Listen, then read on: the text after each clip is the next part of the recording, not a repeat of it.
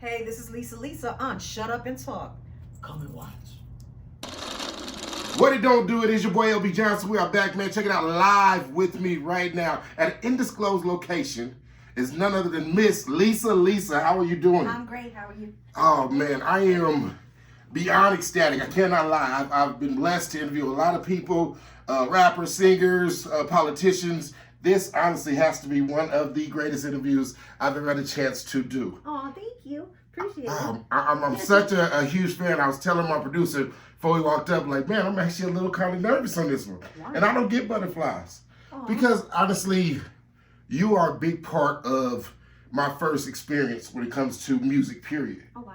So I was raised in Anchorage, Alaska. I was born in Anchorage, Alaska until I was 7 years old. Mm-hmm. Mom's dad was a military brat. Mm-hmm. And one of the first songs I remember hearing, mind you, they didn't have a hip hop station until, 10 years later. Oh, wow.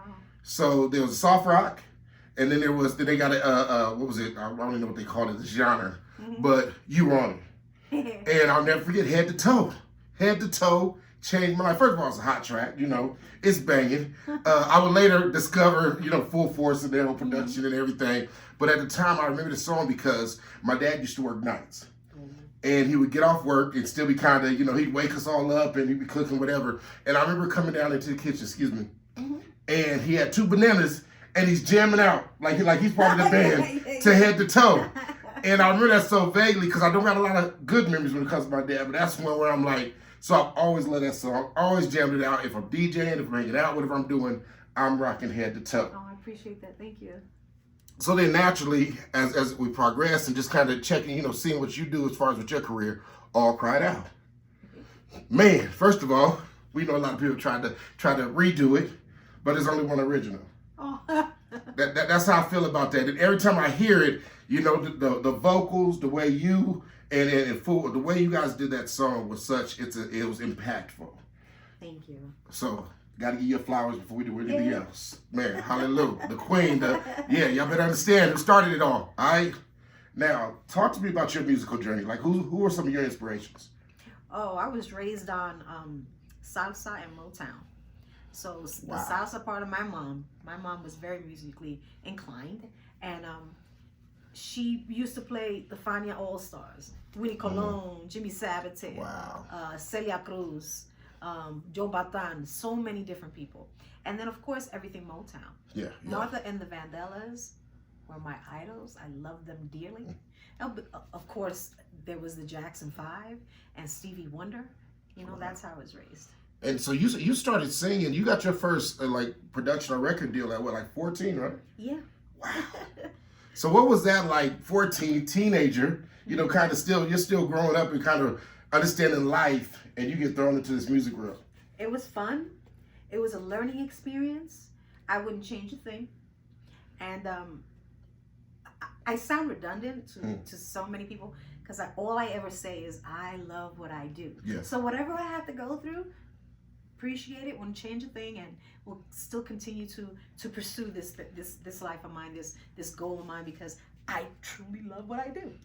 I think it's so evident in your performances. Even like the smile I see right now is the same smile on that stage. Like it's legit, same smile off the stage. So you can see that passion, that love for what you do. Yes. With all these up and coming artists, especially female artists, whether it's hip hop or singing or just pop, what would you tell them getting into the industry? We live in a day and age where record labels aren't necessarily the must. So you got a lot of independent artists, everybody's trying to be these social media celebrities and things of that nature. But for an upcoming singer, especially a young, and I'll say like 14 to 25, what kind of advice would you give them? Keep your eyes open. Stay true to your craft, because there's going to be a lot of birds talking in your ear. Always have everything written in black and white. Have a lawyer. Talk about it. Just enjoy life and be very careful with who you share that with. Wow. Very, very careful. How did you decide the songs? Like I said, you got Head to Toe. You have All Cried Out. You got Lost in Emotion. Don't forget Lost in Emotion. I'm thinking my song though. When I get home, God, I can't think of the. Wonder if I Take You Home. Take You Home. Thank you. I said, about to say soon as I get home, but yeah, Take You Home. Those songs. How did you decide what you want to sing? The songs you want to actually put out there. Well, in the very beginning, I was a kid. Didn't know much. but was learning on the way. And a production company who I worked with, you know the name, they're the ones who basically chose the songs that I would do. And for you, because to me, at so young, you're singing about some deep. I know, right? What did I know? Look, that's my next question. Like, so for you, did you understand how impactful and how did you understand your music? I'm sure now you definitely understand, but at the time when you were recording, I know for you it was just fun singing it. Yeah. Did you understand it? I have to say, yeah. I grew up very fast Gotcha. in my life because I'm the youngest of 10. Wow. Okay. Single mom. And she raised us well. But we had to take care of each other. Yeah. And I was born and raised in the streets of Hell's Kitchen, New York City, Man. Manhattan. So, we took care of each other, and the neighborhood itself. Yeah. You know, we were very close knit. Everybody knew everybody. So that friend's mom, Yeah. we would, you know, our alarm clock was the window and the street lights going down.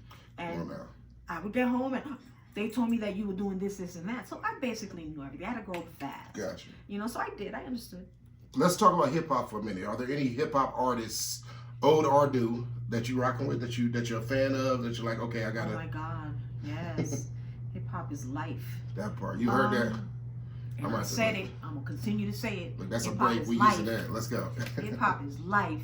I've worked with Guru. Big fan of Guru. I'm a fan of Eric B. and Rakim. Yeah. Yes. Big Daddy Kane. Look, you speaking to the legends right now. Yes. Like this. I'm an old school head. Yeah. you No. know? To me, the one that I say this all the time, especially. You know, there's always the argument of, the OGs don't give the youngsters, a chance. But the difference to me is the reason so many hip hop, you have hip hop rappers right now still touring at 40 and 50. Yeah, we do our thing. That part, Yeah. back in the day, that was unheard of. Like, rap span, what they realize now is only 3 years, and nowadays it's about 6 months. See, we old schoolers, we come back. We come from the time of live shows. Of recreating everything that we put on tape, that part, on the stage, and we live for that. What would you say? Because I think one of the biggest issues, me personally, I see as a producer, someone that's in the hip hop community, is a lot of these artists, these newer ones, and these up and coming, they're studio rappers, they're studio artists, and I say that because they can do these amazing songs in the studio, and they drop that hit, and it's bananas. But as soon as they touch that stage and have to perform it. They either trying to do a track, got to have auto-tune on the mic. It's all these other things because the sound that they created was a studio sound. It's not live. What would you say if you had a chance to talk to these artists that are coming up when they're in the studio?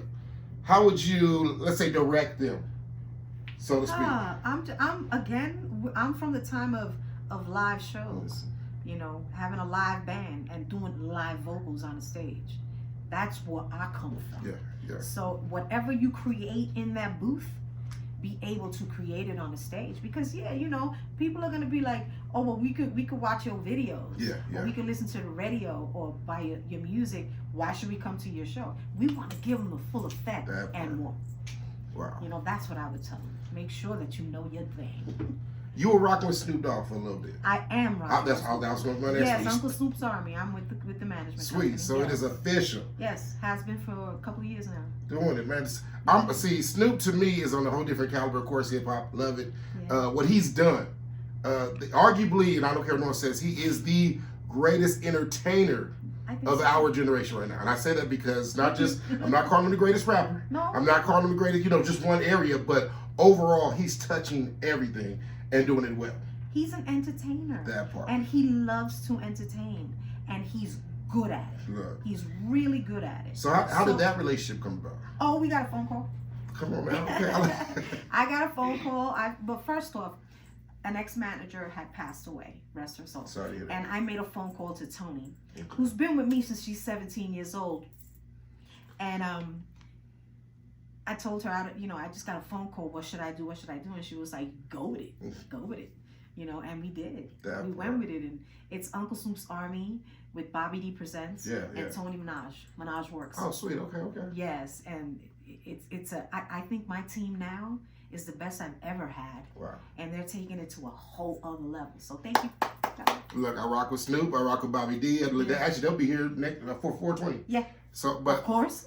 it's interesting because when you follow Snoop. Snoop's always when he's jamming out with his Sprinter Family, whatever. It's always oldies. Yeah. Always old school. That's his. You could tell that's his baby. That's his thing. You know, rest in peace to his moms. You could tell she like put that in him. She did. And even for me, as much as I love hip hop, I love R&B. I love these genres that I'm blessed to work in now. Yes, great. That man, 80s and 90s was the best era of music. Period. I think so. I agree, but I'm also 70s.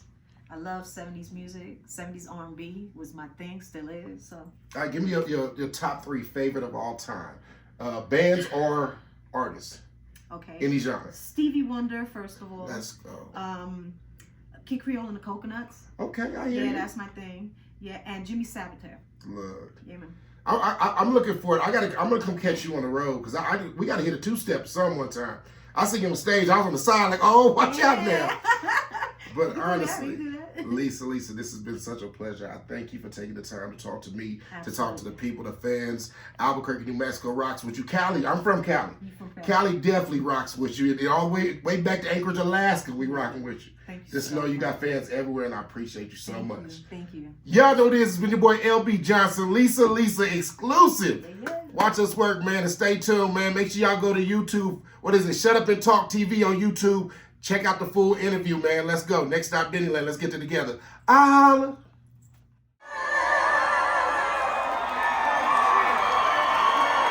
Thank you so much. Peace and love, yo. God bless.